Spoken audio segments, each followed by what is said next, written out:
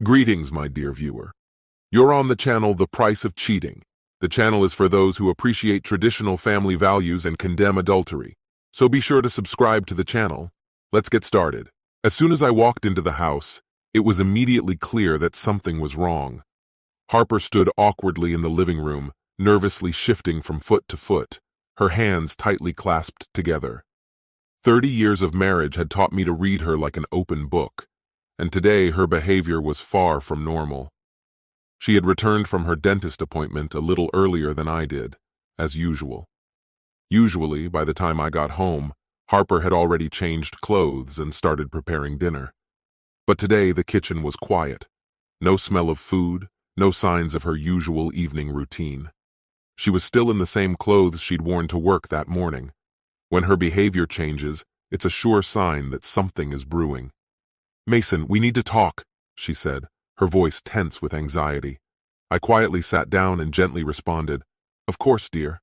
Now it was her turn to speak. "What's going on?" I asked cautiously. Harper hesitated for a moment, clearly searching for the right words. "This isn't easy to say," she began, her voice becoming more confident. "I want to separate, maybe even divorce." Her voice was gaining momentum. "I think a temporary separation is the best way to start, but I have to be honest. This might lead to a permanent break." "All right," I calmly replied. "I'll leave right now." I stood up and headed to our bedroom, catching Harper's gaze, a mix of confusion and disbelief. She clearly hadn't expected me to agree so easily. One of the hallmarks of our marriage had always been my ability to react in ways that surprised her. Harper was predictable. I was not. If my calm response had stunned her, what I did next left her completely speechless. Less than a minute later, I returned to the living room with 2 fully packed suitcases and placed them by the door. I pulled a small slip of paper from my pocket and handed it to her. "Here's where I'll be staying," I said, "and my new phone number.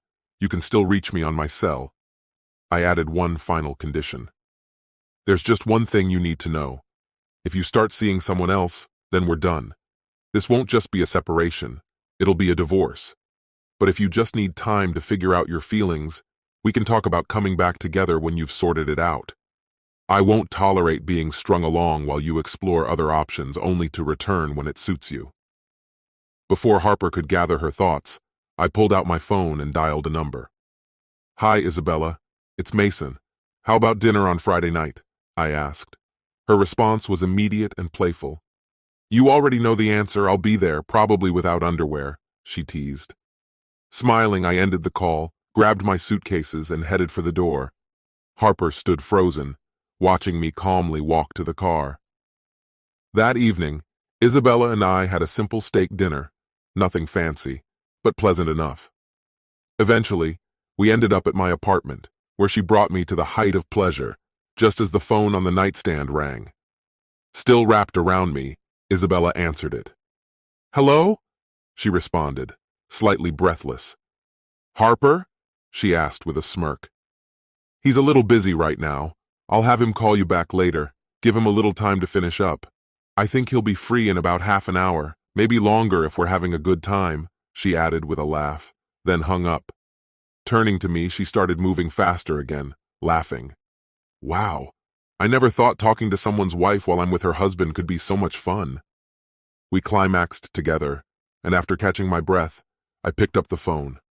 I dialed the familiar number that had been mine for so many years until today. Harper answered before the call could go to voicemail. "Mason, is that you?" "Yes, it's me," I replied, barely holding back the satisfaction in my voice. "Sorry I missed your call earlier. I was a little preoccupied.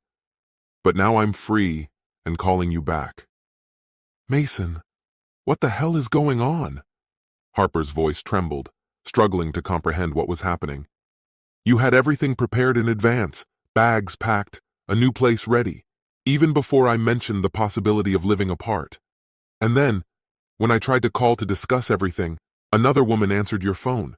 She practically admitted that she was with you. I wasn't going to be caught off guard when you announced the breakup." Surprisingly, the blow I received just a few minutes ago wasn't as strong as I expected. Isabella wasn't the type to make a scene, at least, That's the impression I had. I couldn't help but smirk, lazily running my fingers along the smooth line of her skin.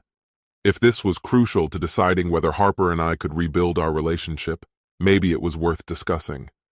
But my thoughts were cut short by Harper's sharp voice slicing through the air. "You're a liar. You promised we wouldn't sleep with other people while we were on a break. It was just supposed to be a time for reflection." I looked at her without showing emotion. "That's not exactly what I said, Harper. I said that if you slept with someone else, it would guarantee a divorce. I never promised anything about myself." Her voice flared with anger. "You're unbearable. How can you think the rules don't apply to you? If you can sleep with anyone you want, then so can I. What's fair for one should be fair for the other, right?" I remained calm. "Of course, Harper, you can do whatever you want. But if you do, it's over between us. I won't stay if you make a fool of me. By your logic, we should end everything right now because you've already crossed the line. Maybe we should start the divorce process on Monday morning," she threw back sarcastically. "Isn't that fair?" "Not exactly," I replied calmly. "You were the one who asked for the separation, not me. I didn't sign up for this. You're the one who cut off our relationship, our physical connection, without even asking me. You had a choice, Harper. That's the difference. And don't forget, I made it clear from the start. If you sleep with someone else, we're done. You never said anything about me." I paused, letting the tension hang in the air before continuing. "But if you've made up your mind about divorce, then go ahead and file. It's your decision." Her tone softened slightly, uncertainty creeping into her voice. "I don't know if I want a divorce, Mason," she admitted. "I just needed space, time to think. I only asked for a separation." I shrugged, staying indifferent. "Then there's no problem. You got your separation." "But now you're sleeping with someone else," she countered, feeling her frustration rise again. "And if I do the same, you'll leave me. That's not fair." "Not fair?" I echoed, my voice growing harder. "I didn't ask for this separation, Harper. I didn't want any of this. I wanted us, our life, our marriage. You were the one who decided to tear it apart. And now you expect me to sit around without any intimacy while you figure things out? That's not going to happen." I leaned back, adding sarcastically, "If it makes you feel better, you can come over 3 or 4 times a week and we can still sleep together." Her face twisted in disbelief. "What kind of separation is that? No one does that. The whole point of a separation is to create distance. You just don't get it." "I didn't get a manual on how separations work, Harper," I snapped. "But if you show up here and expect everything to fall back into place, don't think I'm going to hold back. I'm done playing by rules that only apply to me. Our marriage did that for far too long. Now I'm finally doing what I want, and I'm not giving that up." I leaned in closer, lowering my voice to a whisper. "So if you do show up, be prepared for what happens. Don't expect to just lie there like nothing has changed. Either show your best, or don't come at all." Harper's voice trembled, her shock displacing her anger. "What's happened to you?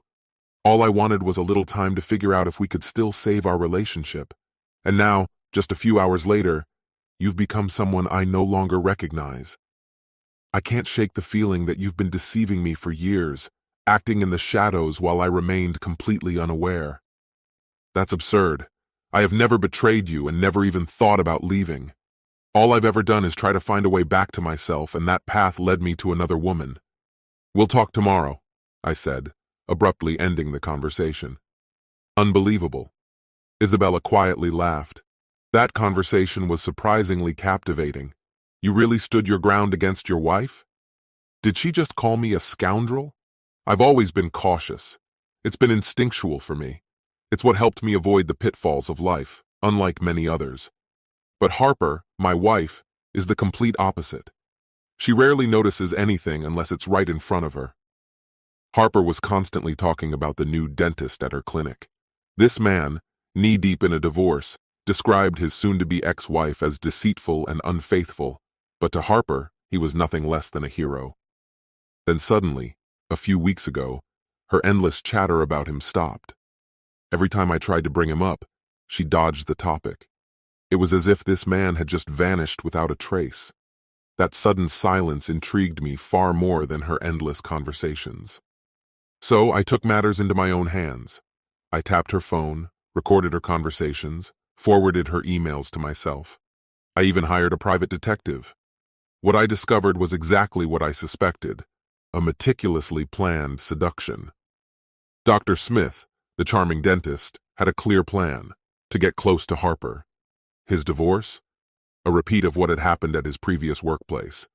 There were already rumors of unethical behavior from former patients. This guy was a slimeball. But to Harper's credit, she hadn't given in. Yet. She hadn't crossed the line into infidelity or destroyed our marriage. But Smith was slowly getting into her head, convincing her that separating from me wasn't a betrayal, that they could be together without crossing that final line. That's when I drew my line.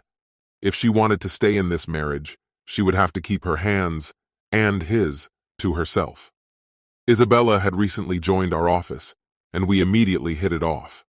A widow, she had moved here to be closer to her daughter and grandchildren. When I told her what was going on with Harper and how I was planning to push her into an honest conversation, Isabella didn't hesitate to offer herself as the other woman. Monitoring Harper's messages, I knew she was planning to ask for a trial separation on Friday. That gave me time to come home at lunch, pack my things, and leave. I moved in with Isabella. She had 2 months left on her rental contract. From a distance, I continued keeping tabs on Harper. If she made even one wrong move toward Smith, I was ready to cut her off completely. Despite all of this, my loyalty remained steadfast. To Harper, to our children. Our son and daughter had already graduated from nearby universities and were building successful careers in neighboring states. I wasn't going to become an unfaithful husband or a serial dater. If Harper wanted to keep me, she'd have to fight for it. I wasn't going to beg her for love or affection, and even if we found a way to reconcile, it would never be the same. I wanted more from this marriage, more than just the occasional obligatory touch. I needed someone who was willing to meet me halfway, someone who wasn't afraid to break out of the usual boundaries. I was tired of living like a monk. After dropping Isabella off at the airport, I returned to the apartment and heard a knock at the door. To my surprise, Harper was standing there, her eyes filled with tears. I let her in, led her to the couch, and sat down beside her, patiently waiting for her to find the right words. After a long silence, she finally found the strength to speak, her voice weighed down by the burden she had carried for too long. "Mason, I've been such a fool," she began quietly. "I'm sure this won't surprise you, but for the last few weeks, Dr. Smith has been trying to get close to me. Strangely enough, you understand me better than I do myself. He convinced me to ask for a temporary separation so we could be together." Harper's voice was filled with deep regret as she confessed. "He said that if we were officially separated, it wouldn't be considered cheating, and that you would treat me better when I came back.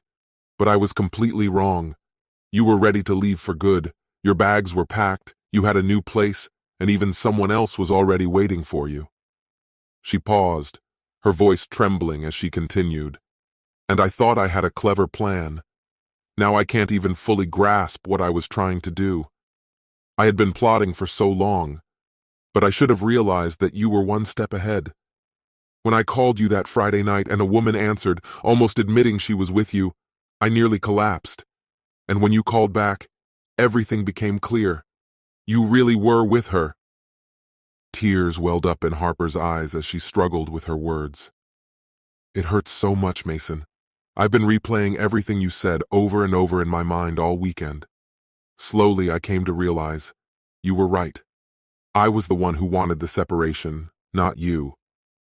Her voice softened as she confessed, "My plan was to have some fun with Oliver Smith, then come back to you, thinking you'd never know. It was a terrible, selfish scheme.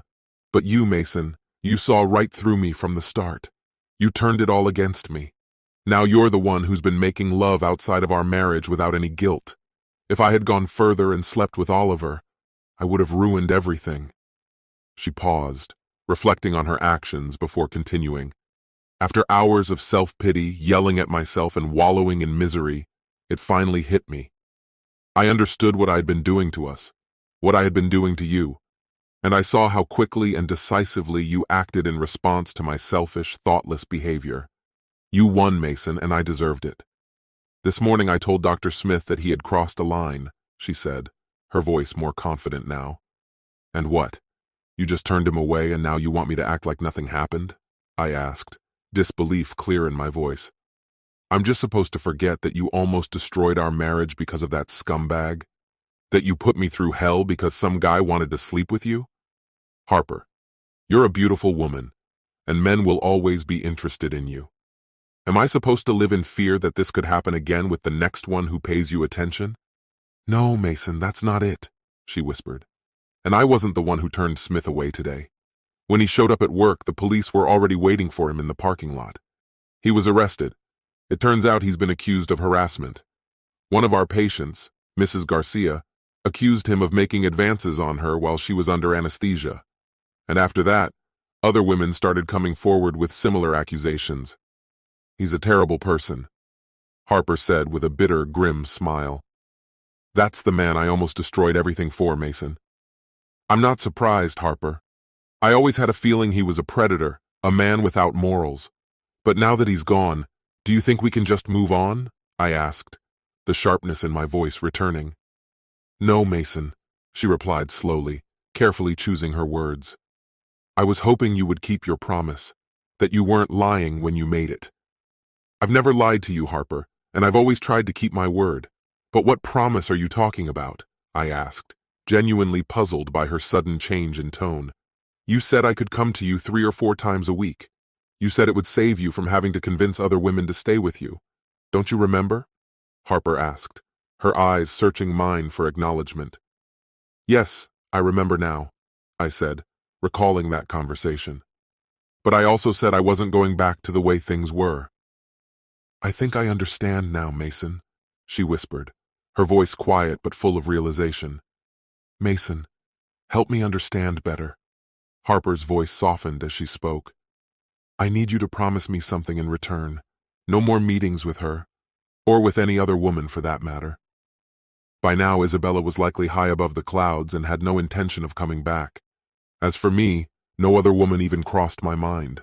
Harper was the one I wanted, and my feelings for her were unmistakable, but I wasn't going to go back to her.